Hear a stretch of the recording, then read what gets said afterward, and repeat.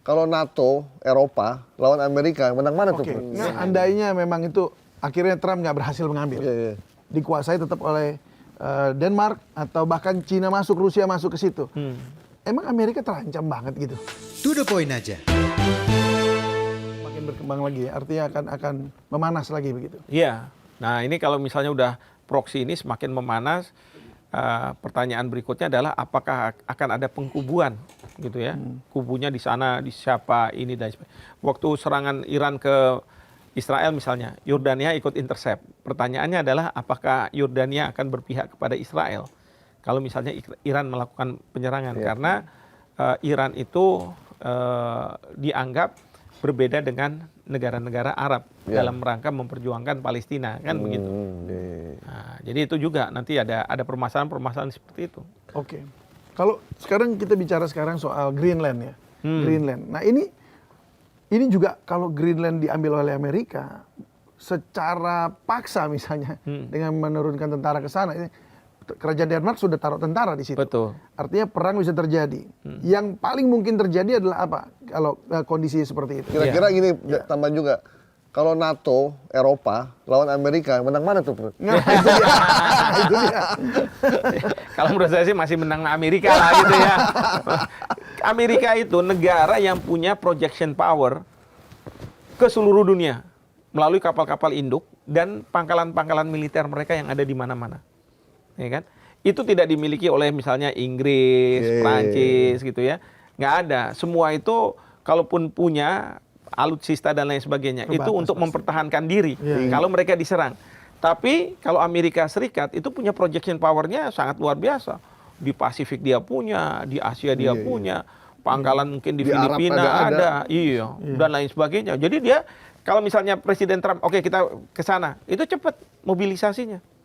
Ya. Nah, jadi kalau misalnya seperti itu, ya jelas Amerika yang menang. Karena bisa dimobilisasi nih, angkatan bersenjata Amerika Serikat. Misalnya untuk berhadapan dengan Eropa. Nah, tapi Anda lihat, kenapa Amerika mengejar Greenland? Ada apa sih di Greenland itu? Iya, emang dia itu ya? kaya dalam tanahnya? Mungkin kaya, kayak gitu nggak tahu aja. Atau emang Cina pengen masuk situ kali ya? Nah itu, bahasa simpelnya Presiden Trump adalah Amerika tidak mau bertetangga dengan Cina ataupun Rusia. Itu kan berarti kan Cina ingin menguasai Greenland. For whatever reason. Ya, demikian juga Rusia. Apakah untuk militer atau mendapatkan sumber daya alam yang ada di sana. Tapi intinya adalah Amerika tidak mau bertetangga. Ya kan? Nah, lalu Trump juga bilang, kan sekarang sudah ada perjanjian keamanan. Bisa pangkalan Amerika di sana dan lain sebagainya. Tapi Trump bilang, ya, kita tidak akan mempertahankan perjanjian. Yang kita pertahankan adalah tanah, land gitu kan. Maka land itu, tanah dari Greenland itu harus kita miliki. Untuk kalau misalnya ada yang mengambil, kita pertahankan. Oke, seandainya memang itu akhirnya Trump nggak berhasil mengambil. Dikuasai tetap oleh Denmark atau bahkan Cina masuk, Rusia masuk ke situ. Emang Amerika terancam banget gitu di situ dengan kehadiran mereka ada di situ. Ya, sebenarnya gini, kalau Rusia dan Cina itu dugaan saya sih tidak ada keinginan untuk memiliki kemudian membuat pangkalan militer di sana. Karena apa? Dia akan berhadapan dengan negara-negara Eropa dulu. Sebelum berhadapan dengan Amerika kan, negara-negara Eropa saya yakin tidak akan mau seperti itu. Nah, tapi ya ini kan pemikiran Trump aja gitu. Dan dia harus cari alasan untuk bisa menguasai memiliki tanah ini kan, Greenland ini kan. Yang mungkin dari sisi Amerika bagi Trump ya, tidak hanya masalah keamanan, tapi juga sumber daya alam yang di situ itu yang sangat menjanjikan. Mungkin insinyur-insinyur Amerika udah pernah ke sana, Pit. Jadi udah tahu di dalam. Tapi kan Prof, kalau Cina itu kan kita kenal dia kalaupun datang ke suatu negara, dia kan lebih ke pendekatan ekonomi. Betul. Ya. Kita jarang lihat pasukan Cina loh, nembak-nembak gitu. Kecuali di baris-baris ya. Tapi kan perangnya beda dia. Iya, Amerika kayak takut banget sama China. Padahal kan dia nggak nyerang juga, nggak nembak juga. Iya, ya karena gini, di era sekarang ini sebenarnya negara menjadi hebat itu bukan negara yang punya kekuatan militer yang hebat. At the end of the day, Anda bisa nggak menyediakan makanan di meja rumah-rumah makan tangga, rumah-rumah iya rumah-rumah ini. Dan itu Cina bisa melakukan itu. Sekarang coba bayangkan, penduduk di Cina itu 1,4 miliar. Workforce-nya, angkatan kerjanya 780 juta. Bayangkan, kita punya penduduk 280 juta, ya kan? Dan semua itu kan nggak angkatan kerja. Iya, iya. Ini 780 juta. Katakanlah 500 juta sudah terserap di dalam negeri. Yang 280 juta mau diapakan? Ya, tapi di sini kan pintarnya Cina. Dia harus membuka sentra-sentra ekonomi, buka demand-demand terhadap barangnya. Nanti makanya ada road silk gitu ya. Silk Road Ya. dibuka lagi sudah. Iya, BRI itu kan, Iya, Belt Road Initiative itu. Iya. Dia buka itu karena apa? Di negara-negara tersebut diharapkan mereka mau pembangunan. Nanti pembangunan butuh teknologi. Nah, nanti dikasih. Nggak Termasuk punya tenaga uang. kerjanya. Nggak punya uang. Nggak apa-apa, kita kasih Kita duit. kasih, iya. Tapi ada syaratnya. Apa? Pakai tenaga kerja saya. Iya. Iya kan? Nah, itu Butuh bagaimana? kereta, kita kasih. Cara seperti itu sebenarnya Cina belajar dari Amerika. Tapi kalau dari Amerika itu kan kita tight loan semua, dapat pinjaman dari Amerika dan lain sebagainya. Tapi sekarang kan Amerika secara ekonomi dia udah kalah. Ya, Tesla yang dibangga-banggakan oleh pemiliknya itu kalah sama BYD kan. Iya, benar. Iya, iya. Itu benar, itu benar. Nah. Oke, tapi kalau bicara soal Greenland, penduduknya cuma 58.000 Iya. orang. Hmm. 58.000 kakak apa orang begitu. Iya.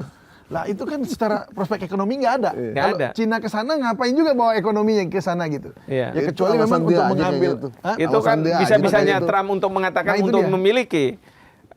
Tapi kalaupun Cina datang ke sana, kalau misalnya ya dugaan saya sih bagaimana bisa Masyarakatnya mengeksploitasi. dipindahin ke sana semua gitu ya. Enggak juga, sumber daya alam gitu ya. Iya, iya. Nah, sumber daya alamnya yang akan diambil. Jadi gitu. cadangan migas dia juga ya kali ya. Iya. Itu yang Ini kalau Mas David itu penduduknya dipindahin ke sana, udah kayak mau kepik aja. Iya. ya, Ya jangan nggak gitu. mungkin kalau nggak ada lapangan pekerjaan cuma pindahin orang Nggak usah doang juga nggak jauh-jauh. mungkin. Itu ikan masih sepi. Iya, taruh aja. Bawa aja ke sana. Prof, ini. Tapi kan Presiden Trump juga di dalam negerinya, warganya juga banyak yang menentang kan.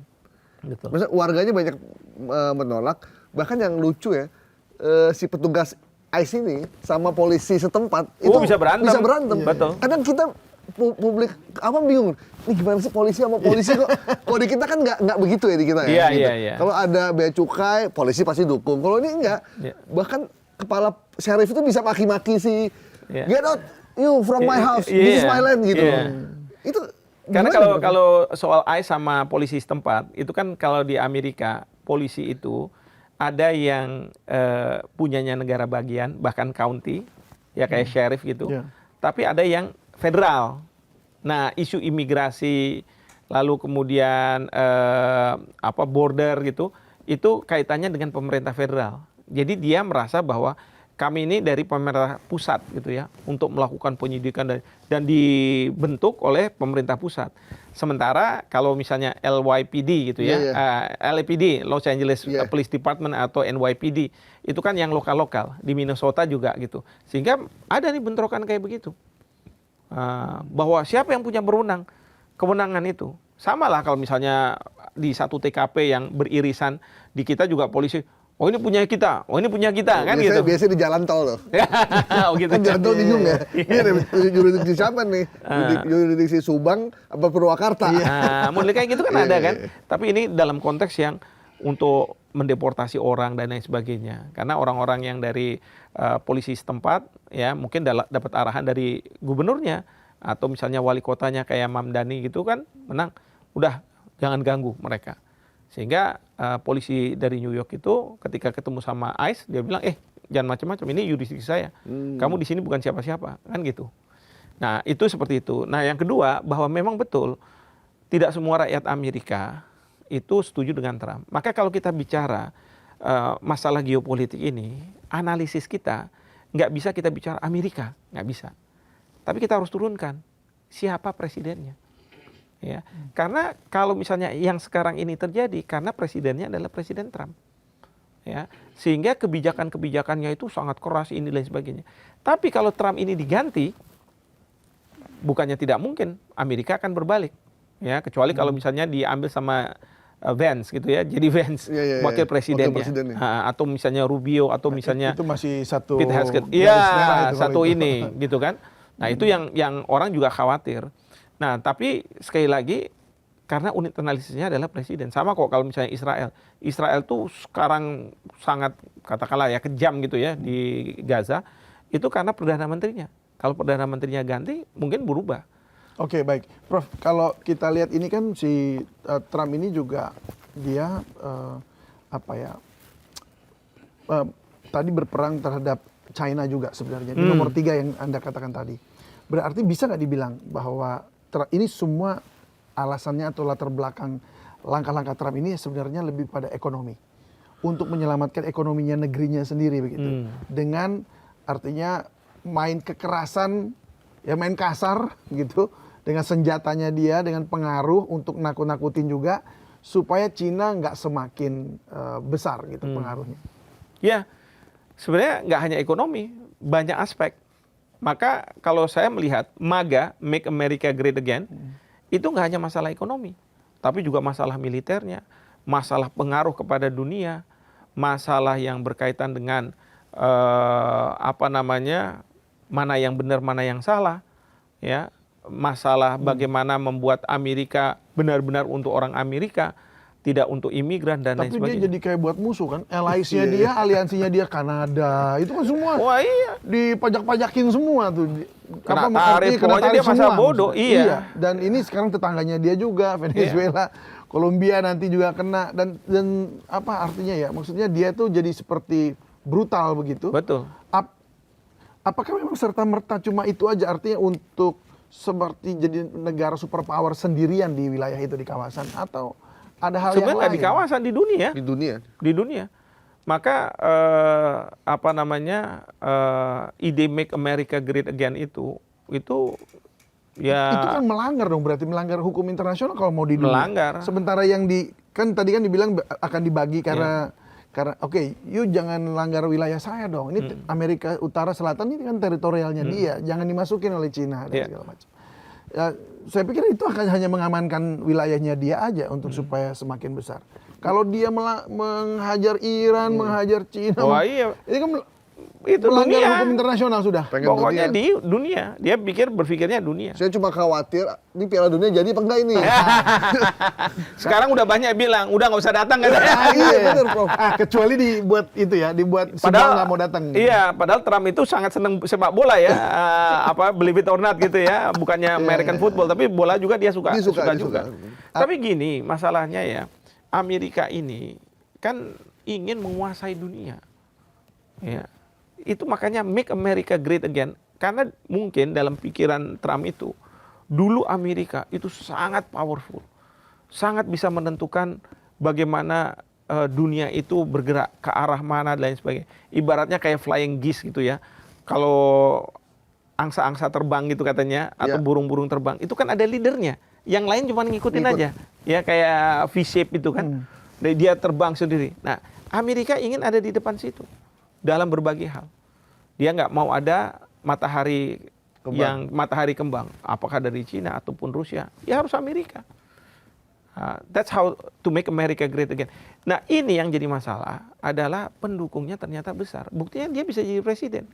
Walaupun sekarang banyak dari Partai Republik sudah berubah juga. Jadi kemarin tuh ya saya lihat pada waktu Kongres buat semacam keputusan resolusi terkait dengan Presiden Amerika harus ditegaskan harus mendapatkan persetujuan dari Kongres untuk dia melakukan penyerangan. Itu terbantu dengan 5 orang anggota dari Partai Republik. Ya. Akhirnya menang, memang harus gitu kan. Demokrat semua 1 suara tambah 5 orang. Kalau nggak salah 52 lawan 49 gitu. Itu menunjukkan apa? Sekarang ini mereka yang mendukung Partai Republik gitu ya, atau masyarakat gitu, itu semakin sadar bahwa apa yang dilakukan Trump itu bukan Make America Great Again. tapi membuat make America worse than before. Karena banyak yang bilang Amerika selama ini mengatakan patuh ya pada hukum, hormat ya pada HAM, beri kesempatan untuk demokrasi yang menentukan siapa negara jadi. berkembang dibantu. Negara dibantu kan pakai Dana-dana yang luar biasa, pakai USAID ya? dari ya? USAID dan lain sebagainya. Tapi banyak sekarang yang mengatakan bahwa dengan kepemimpinan Trump, itu Amerika Serikat bisa disamakan dengan Kongo katanya.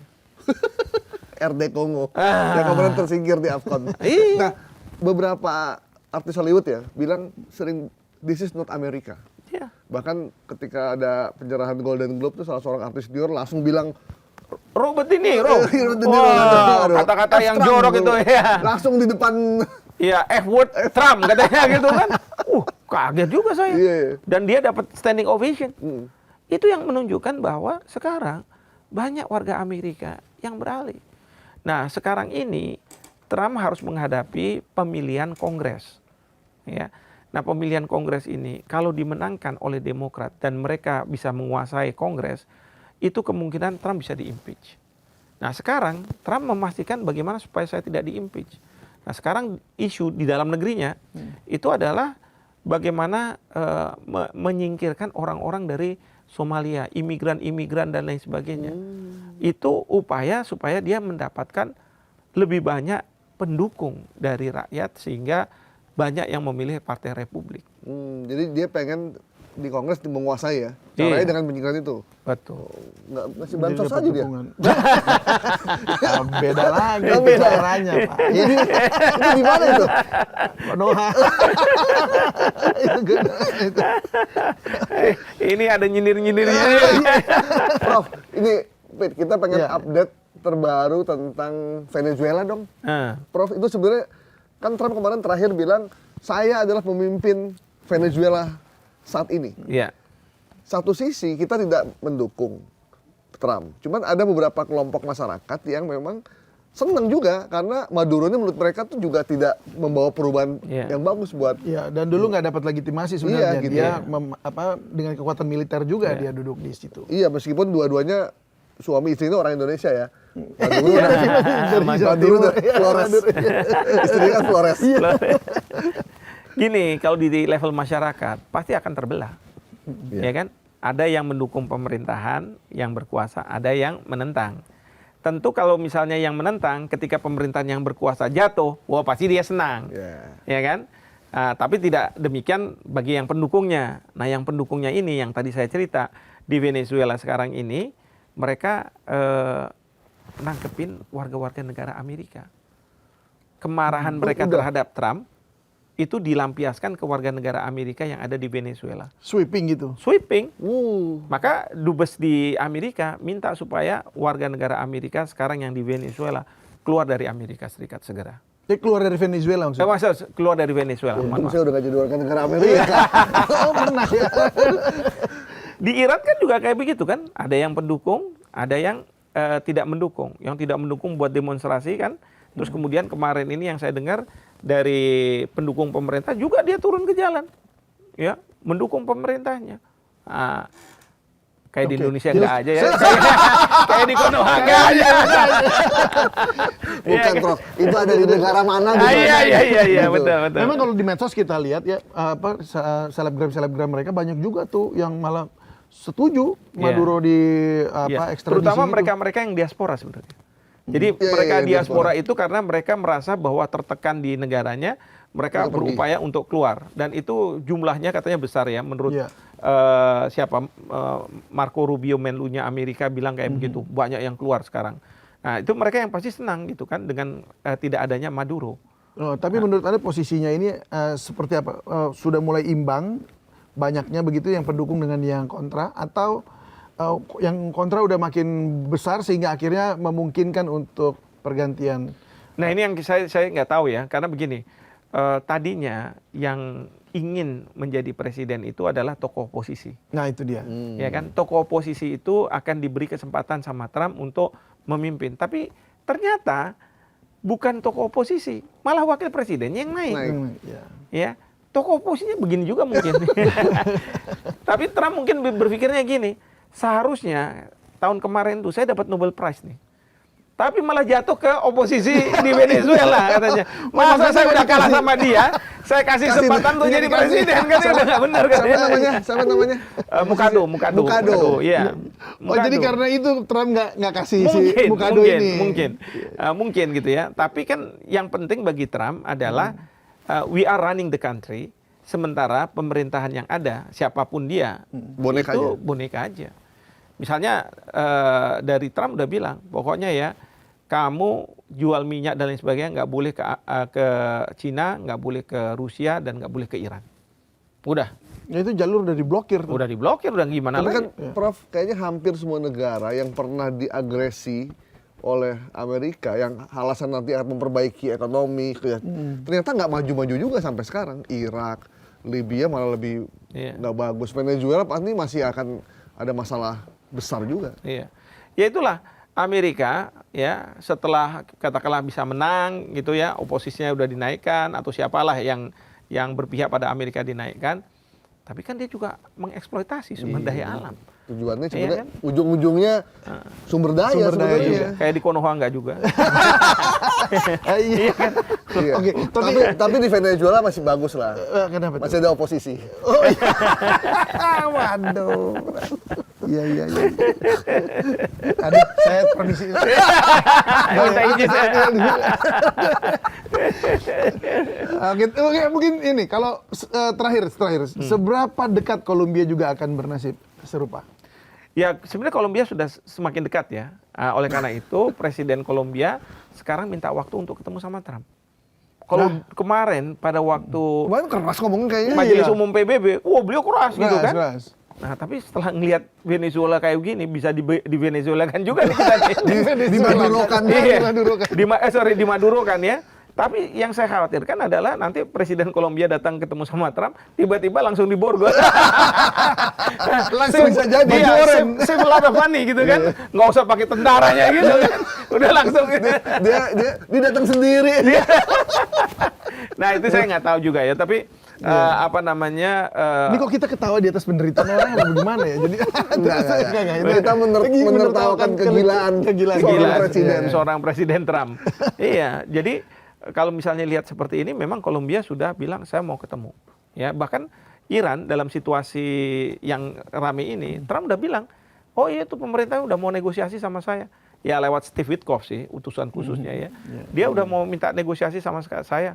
Nah, sekarang Amerika merasa di atas Trump, merasa di atas angin, maka dia bilang saya nggak mau nih. Jadi udah kayak begitu. Jadi memang situasi geopolitik ini ya pada saat sekarang ini itu membuat banyak negara itu galau, awkward. Nih, buat Indonesia gimana nih, Prof? Kira-kira gimana nih buat kita? Iya, ini pertanyaan berat juga nih. Tapi ginilah, kalau pernyataan resmi dari Kemlu terkait dengan Venezuela itu adalah kita Indonesia tidak mengutuk Amerika Serikat. Kita nggak seperti Malaysia, bahkan kayak Singapura ya, mereka sudah tidak membenarkan tindakan dari Trump ini. Tapi juga tidak kita membenarkan tindakan itu. Karena di dalam pernyataan itu jangan sampai hal ini menjadi presiden. Artinya kalau jadi presiden nanti ada Venezuela, nanti ada Kolombia, ada Kuba yang akan di Venezuela kan gitu kan. Jadi tidak jadi presiden. Nah banyak orang yang mengecam karena apa? Kok kita nggak tegas gitu, ya kan? Kalau menurut saya mungkin ketidaktegasan itu bersumber pada dua hal. Pertama, pasal 2 ayat 3 Piagam PBB mengatakan kalau antar negara dia punya sengketa, maka selesaikanlah itu secara damai. Sehingga tidak membahayakan keamanan dan perdamaian internasional. Sehingga permintaan Indonesia adalah deeskalasi terhadap konflik. Nah yang kedua, ini yang penting. Bapak Presiden kan sering sekali pergi ke luar negeri, engage dengan masalah-masalah internasional. Ini sebenarnya kesempatan Bapak Presiden untuk bisa melakukan apa yang saya sebut sebagai shuttle diplomacy. Diplomasi ulang-alik. Dia pergi ke Amerika, pergi ke sini, pergi ini. Sekarang dengan pesawat kan beliau udah bilang ke sana, ke sini, ke sini. Membicarakan, udahlah, jangan terus membuat perang ini terus bereskalasi. Karena nanti kita selain dekat dengan perang dunia ketiga, negara-negara itu akan terdampak. Dan yang paling terdampak itu adalah negara-negara berkembang, apalagi yang di bawah negara berkembang. Iya. Itu yang paling terdampak. Sehingga apa? Memang harus diselesaikan. Nah, cuman saya masih belum... Berarti Indonesia bisa punya peran penting ya sebenarnya. Peran di penting sini. sebagai peace broker. Nah, tapi saya masih belum lihat ya Bapak Presiden dalam beberapa hari belakangan ini beliau ingin melakukan hal itu. Padahal sebelum kejadian ini kan beliau hampir sebulan mungkin bisa sekali, minimal sekali Iya, iya. beliau ke luar negeri dan ke berbagai negara, dan beliau kan bisa diterima di negara mana-mana. Tapi kalau kita sudah mengutuk Amerika Serikat, Nggak Bapak bisa, Presiden datang ke Trump cuma bilang, nggak salah kamu datang sini. Malah dimaki-maki sama Trump. Enggak lah, saya nggak terima kalau misalnya presiden saya dibegitukan kan. Benar. Jadi memang posisinya seperti itu. Ya kita harus bermainnya juga cantik juga ya. Ya, di kita dunia internasional. kita berharap ini tidak sampai kena ke negara-negara Asia terutama ya. Apalagi pemimpin yang terinspirasi dengan apa yang dilakukan Trump. Jangan. Itu jangan sampai terjadi maksudnya. Jangan sampai. Nggak boleh. Apa presiden di atas hukum, negara adalah saya. Wah, itu. Iya, betul. Nggak betul, boleh betul. tuh. Jangan sampai. Jangan terjadi. sampai. Oke. Amit-amit kita Amit, mesti. jangan. Jangan sampai. Nggak boleh. Ya kita bersyukurlah ada di negeri ini. Iya. Yang penting Kita berharap Prof. Hikmahanto tetap menyuarakan isu-isu geopolitik, menyadarkan masyarakat Indonesia Amin. untuk berpikir lebih jernih ya. Lebih jernih. Itu penting tuh. jadikan juga cermin ya buat politik dalam negeri juga ya. Supaya lebih bijak. Baik Prof, terima kasih banyak Prof. Terima kasih. Sudah Terima kasih, berbagi bersama Darina. kami Terima di kasih. To The Point aja. Dan kita berharap yang terbaik lah buat seluruh dunia. Amin. Damai di bumi. Yes. Bye-bye. Sampai jumpa semuanya.